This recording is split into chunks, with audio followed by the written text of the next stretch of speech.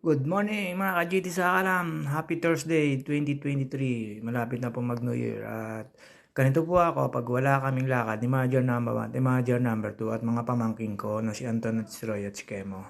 Yan lang po syempre. Ako yung magwo-walking lang po dito. Minsan jogging sa UPLB. Ayan, ikutin po natin ng UPLB. At dyan po ako sa Mayway na may dating 7-Eleven. Nakita yung Umali Hall. Dire-diretso lang po tayo dyan. Excuse me po. Ayan po. Tapos kakanan po tayo dyan para papunta naman po dun sa may UP building na mga estudyante. Basta lakad-lakad lang po kayo dyan. Mekos-mekos na yan. Tornado na yan mga izan. Hindi naman po nakakatakot dyan at safe naman po. Dyan po sa UPLB Los Baños. Ay masarap po, kaya lang malamig po, hindi ako basta pawisan, nakailang ikot na po ako dyan. Iikutin ko po lahat yan, yung UPLB na yan, pakikita ko po sa inyo na masarap po mag-walking dyan. Maaga pa po niyan, kaya medyo kukunti pa tao. Ayan. Daan po kayo dyan sa tulay na yan para makita nyo po yung mga school dyan ng UP student. At syempre, magpapakita ang bida. Payat na yan. Ayan. Tulay po yan sa may pagitan ng Umali at papunta ng UP mga school building. Ayan po. Kita ko po yung malakas ang agos kaya kinunan ko. Tapos may kusmix na yan. Dire-diretso lang yan. At dito po, syempre, kailangan nyo pong tumawid sa tamang tawiran. At nakakahiya naman po kasi nasisitahin ka pa ng mga officer dito. Kaya ayan, yan na po ako. Makalampas na po ako dyan ng isang building ng mga UP student. Tapos sa kaliwa po, ay makikita nyo dyan yung oblation. Sa kanan po, ayan yung mga building ng room. Tapos ayan, may kusmix na yan. Tornado na yan, mga insan. Marmazala. Hinalo-halo pa. Ayan, napakalinis ang kamay ni insan. Ayan, makikita nyo po yung mga building. Tapos, makita po nyo yung mga puno na yan. Napakasarap po dyan, napakalamig. Siyempre, magpapakita po ang bida habang naglalakad dyan. Papawis po yan. Ayan, may liig na po ang bida. GT Saka lang. At ayan po, siyempre, ikot-ikot lang po. Mekus-mekus lang po yan. Tapos, dakat po, tuloy sa paglalakad. Papawis lang po tayo dyan, mga kasaka lang, JT. Tapos, siyempre, hindi ko kayo pwede basta tumawid. Ayan po yung oblation. Naghahanap po kayo ng pedestrian lane para makita kayo ng estudyante na gumagamit naman mo kayo ng pedestrian lane. Hindi naman po ganun kaigpit, kaya lang po nakakahiya doon sa mga nagbabantay na guard dyan o kaya yung police dyan. At ayan, mekos-mekos na yan, mga insan. At ayan, kaya po ako nakapag-walking kasi wala kami lakad ni Major number 1 at Major number 2 at mga pamangkin ko. Shoutout nga pala kay Major number 1 at Major number 2. Baka naman. And po, dapat po tatawid kayo sa pedestrian lane kasi marami po mga estudyante yan. Nakala nyo po, ano po kayo, na hindi nyo alam na pinagmamasdan kayo. Ang lapit-lapit lang ng pedestrian lane, hindi nyo pa magawa. Yan ang kalimitang ugali ng secret. At ayan, dire-diretso lang po yan.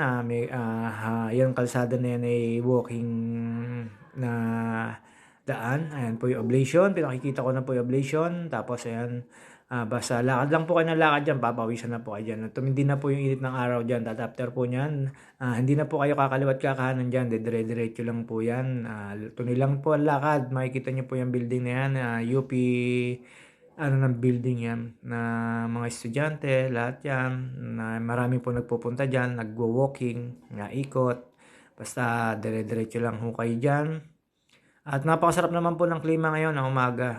Kanina pa ako nagwo-walking yan pero hindi pa ako pawisan kasi napakalamig po talaga dyan, mapuno, tapos cover yung araw. Kaya kung kayo maglalakad dyan, dapat damihan nyo yung ikot or mag-jogging para pawisan nyo kayo talaga. Tapos ayan po yung sinasabi kong magandang view na building sa UP. Sa mga nakakaalam po dyan, di ko na po babanggitin kung ano yan kasi nalimutan ko.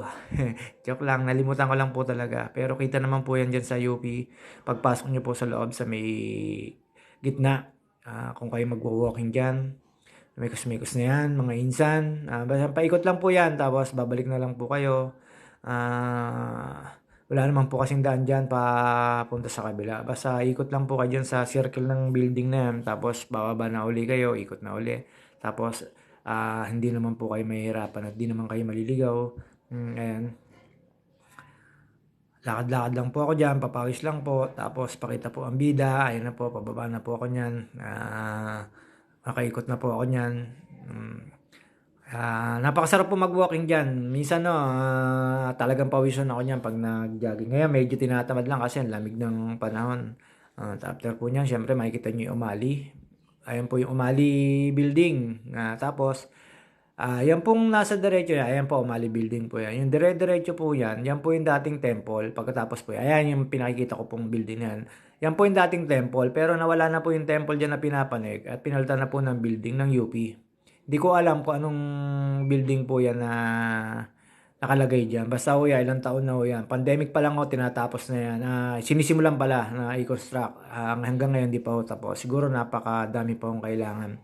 At ayan, siyempre, lakad-lakad lang, mekos-mekos lang, dire-diretso lang po tayo dyan. Tapos, iikutin nyo na lang po yan, baker na yan. Tapos po sa kabila ng baker na yan, meron pong ginagawa yan. Kabilang baker na field. Tapos, una nyo matadaanan kung galing kayo ng Umali na nag-walking or jogging. Ayan pong Women's University. Siyempre, alam nyo na ho kung Women's University. Sorry, mali po, tao lang po. Women's Dorm. Women's Dorm pala ho ng UP. Tapos, siyempre, pakikita nyo po yan. Yung Women's Dorm, wala akong pagbabago.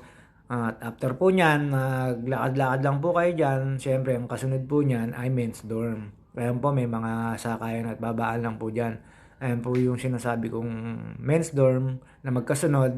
Hindi po nagbabago yan. Ganyan pa rin po yung ano niya, kung ano yung dati. Yan pa rin po yung pagkaka-build niya na men's dorm at women's dorm.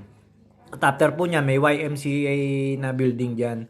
Pagkakaalam ko sa YMCA building na dorm, ayan po yung malaking building na yan. Ayan po, pagkakaalam ko, mga Korea po ang nandyan. Na-abandon na po yung YMCA na yan. Wala nang nag-dorm mo dyan. Tapos sa kanan ho niya, sa kaliwa ho niya, ayan po, yung sinasabi ko sa inyo yung example ng baker. Pakikita ko po sa inyo na may ginagawa ho dyan, pero madama ho.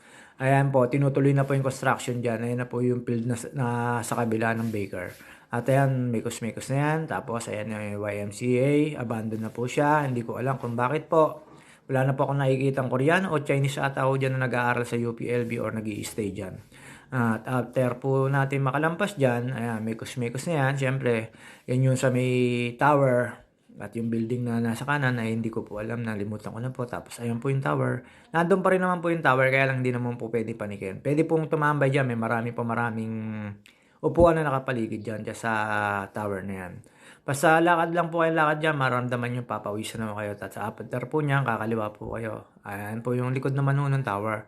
At pagkatapos po niyang tower na yan, na patuloy nyo paglalakad, ay makikita nyo naman po dyan yung mga taong magkakayakap at magkakahawak kamay na matagal na pong panahon na nakalagay ho dyan, na nakabuild dyan sa UP campus.